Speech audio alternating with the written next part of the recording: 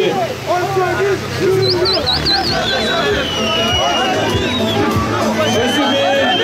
Sözü bir, yükü ağır, derdi büyük vekilimiz.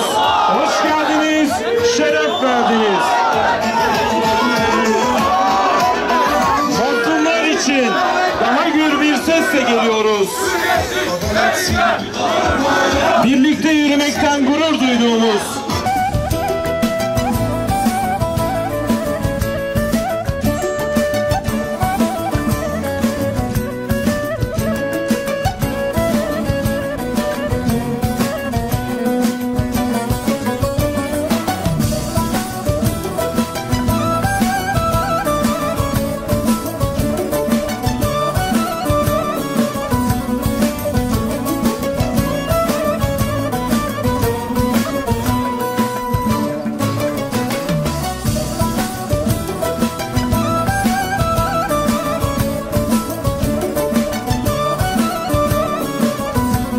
Sayın Şehzade Demir geliyor. Hoş geldiniz, şeref verdiniz. Hoş geldin ey mazlumlar için Antep seninle gurur duyuyor. Antep seninle gurur duyuyor. Antep seninle gurur duyuyor. Antep seninle gurur duyuyor. Antep seninle gurur duyuyor. Antep seninle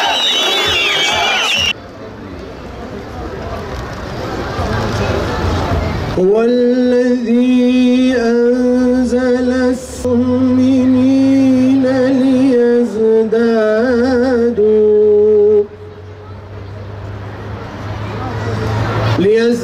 ليزدادوا إيمانا. Tam bir yıla yakındır sürekli sahadaydık. Gerek şehir merkezinde, gerek Gaziantep'in diğer ilçelerinde sürekli bu çalışmalarımız devam etti. Şehzade Vekilimin öncülüğünde bir çalışma başlattık ve bu çalışmayı gerek ailelerle buluşma olsun, gerek esnaf ziyaretleri olsun, gerek ilçelerimizdeki gidip gezilerimiz olsun ve bunları hepsini tamamladıktan sonra artık seçimin son dakikalarını beklemeye başladık. Bekledikten sonra, seçim açıkladıktan sonra Allah'a hamdolsun ki Şehzade Vekilimiz de seçilmiş oldu bu konuda. Ve Şehzade Vekilimi inşallah en güzel bir şekliyle meclise göndereceğiz. Değerli kardeşlerim, izzet, büyüklük Allah'ın Resulü'nün ve onların yolunda gidenlerindir. Allah-u Teala bizi bu yolda gidenlerden eylesin, istikametten ayırmasın inşallah. Muhterem misafirler, malum 14 Mayıs 2023 yılında bir seçim süreci yaşadık. Sonuçlar hepinizce malum. Allah-u Teala bu sonuçların memleketimiz için, ülkemiz için, İslam ümmeti için ve bütün insanlık için hayırlara vesile kılmasını temenni ediyoruz. Hüdapar olarak halkımızın iradesinin sandığa yansıması için hepimiz elimizden geleni yaptık. Gece gündüz demeden çalıştık. Her eve gitmeye, her vatandaşa dokunmaya çalıştık. Değerli kardeşler, çalışmamız meyvesini verdi. Halkımızdan gördüğümüz sahadaki teveccüh sandıkta tercihe döndü. Halkımızın bu teveccühü ve tercihi ile seçimleri kazandık. Şahsıma gösterdikleri teveccüh için sevgili Gaziantep'li hemşehrilerime müteşekkirim. Bu teveccühe layık olmaya çalışacak ve sizleri mahcup etmemek için hep birlikte elimizden geleni yapmaya devam edeceğiz inşallah. Muhterem kardeşlerim, elbette ki malum olduğu üzere seçim henüz tamamlanmadı. Milletvekili seçimi tamamlandı. Resmi sonuçlar bugün yarın açıklanacak Allah'ın izniyle. Ancak Allah-u Teala'nın takdiri Sayın Cumhurbaşkanı'nın bir kez daha seçilmesi durumunu ikinci tura bıraktı. Bu nedenle özellikle vurgulamak isterim ki bizim seçimimiz henüz tamamlanmadı.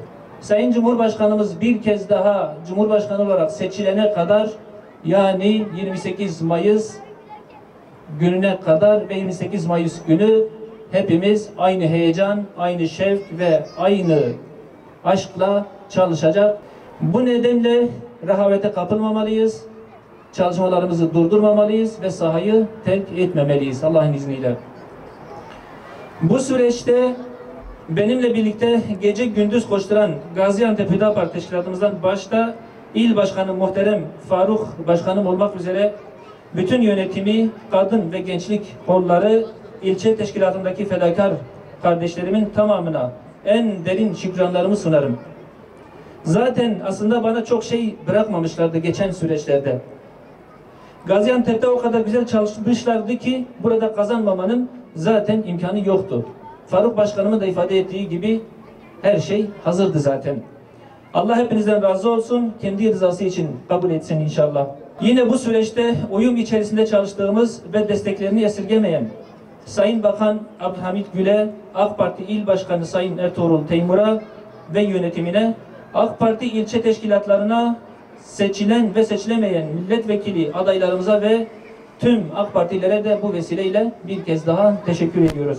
Bu saatten sonra ben sadece bir partinin vekili olarak değil, bana oy veren, vermeyen tüm hemşehrilerimizin vekili olacağım Allah'ın izniyle. Bununla birlikte elbette ki 81 il ve 85 milyon vatandaşımızın vekili olacağım.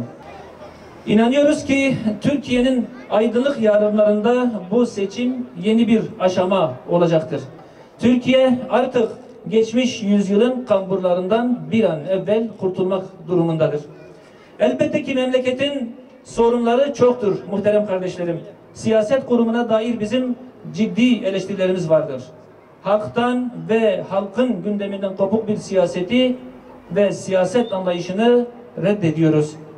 5 yılda bir, yani seçimden seçime halkın, esnafın, köylünün kapısını çalan bir siyasetçi profili belki de bu ülkenin en önemli sorunudur. Biz siyasete farklı bir tarz getirdik. Hüdapar kurulduğu günden beri halkın içinde interaktif bir çalışma yürüttü.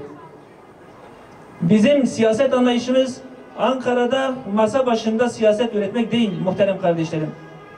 Sahada halk ile birlikte olmak, onlarla birlikte ve onların taleplerini merkezde tutma şeklinde bir anlayışımız, bir siyaset tarzımız vardır.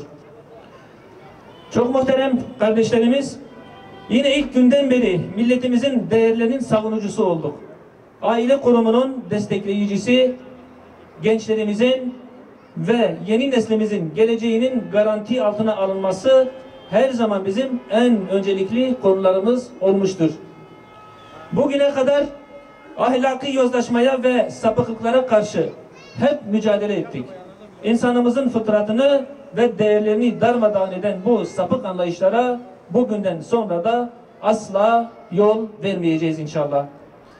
Gençlerimizin istihdam edilmesinin önündeki engelleri kaldırmak, adalet ve liyakatin önündeki en büyük engel olan mülakat sistemini kaldırarak ehliyet ve liyakati esas alan yeni bir sistem getirilmesi bizim mücadelemizin değişmez konularından biri oldu şimdiye kadar. Genç kardeşlerimizin üniversiteyle birlikte daha orta öğretimde meslek sahibi yapılmaları için sürekli çalışmalar yaptık. Yeni yüzyılın bu ilk seçimi yeni bir Türkiye'nin inşa adımı olsun. Bizler dünyada en yüksek yaşam standartlarına ulaşmış, toplumun her katmanıyla yaşanmış sorunlarını çözmüş, çocuklarının ve gençlerinin daha fazla güven içerisinde yaşama umudu taşıdığı ekonomisiyle, sanayisiyle, eğitimiyle dünyanın en ileri ve müreffeh ülkeleri arasında yer alan bir ülke düşünüyoruz. Bunu hep birlikte beraber kuralım. Gelin el ele birlikte başaralım. Kimseyi ötekileştirmeden insan ortak paydasında daha huzurlu ve müreffeh bir toplum inşa edelim. Yeni dönemde insan haklarına daha fazla özen gösterilmesi, inanç ve fikir hürriyetinin korunması, bütün meselelerimizin kardeşlik ve adalet temelinde çözülmesi, toplumun değer yargılarıyla barışık yeni bir anayasanın düzenlenmesi, aile kurumunun korunması, kadın ve çocukların haklarının muhafazası, istikrar ve güvenin daha da ileriye taşınması elzemdir. Bu noktada Hüdapar olarak işin takipçisi olacak, ve milletimize verdiğimiz sözleri gerçekleştirmek için gayret göstereceğiz inşallah. Çok değerli genç kardeşlerim, Hüdapar mecliste hak ve hakikatin sesi olacak, toplumumuzun yararına olan her işin destekçisi olacak, zararına olan her işin de karşısında olmaya devam edecektir. Bu mutluluğu hak ettiniz. Hep beraber hak ettik. Hep beraber çalıştık. Bu güzel günler hepinizin eseridir. Mübarek olsun inşallah. Sizi en güzel şekilde ve layıkıyla temsil etmek de bizim boynumuzun borcudur. Sabreder ve çalışmaya devam edersek Allah bizi daha nice güzelliklerle ödüllendirecektir inşallah.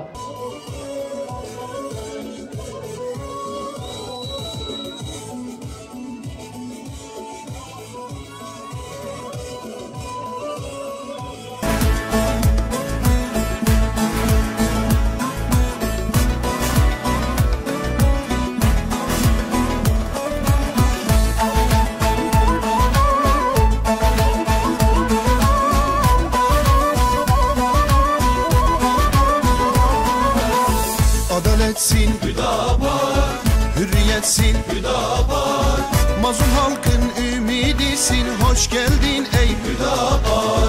Adaletsin Hüdapar, hürriyetsin Hüdapar, mazlum halkın ümidisin, hoş geldin ey Hüdapar.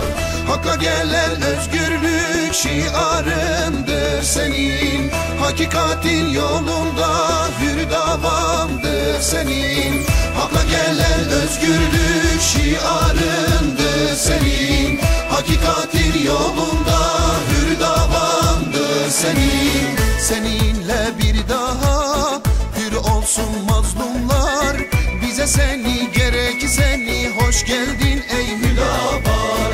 Seninle bir daha hür olsun mazlumlar, bize seni gerek seni, hoş geldin ey Hüdapar. Hüdava partisi hakkın nişanesi, rehbersin insanlığa mazlum halkın sesi.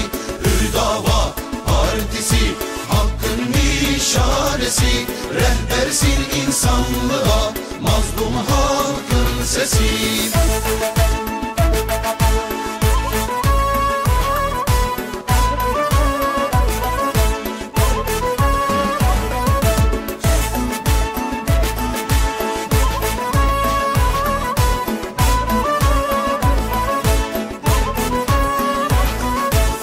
Cesaretsin Hüdapar, ferasetsin Hüdapar, hakkı haykıran nidasın, gür sedasın Hüdapar. Cesaretsin Hüdapar, ferasetsin Hüdapar, hakkı haykıran nidasın, gür sedasın Hüdapar. Çatlayan topraklara rahmet yağmuru gibi, kanayan yaralara şifasın merhem gibi. Çatlayan topraklara rahmet yağmuru gibi, kanayan yaralara şifasın merhem gibi. Coşsun tüm gönüller, birleşsin tüm eller, aydınlık yarınlarla hoş geldin ey Hüdapar. Coşsun tüm gönüller, birleşsin tüm eller, aydınlık yarınlarla hoş geldin ey Hüdapar. Hüdava partisi hakkın nişanesi, rehbersin insanlığa mazlum halkın sesi. Hüdava partisi hakkın nişanesi, rehbersin insanlığa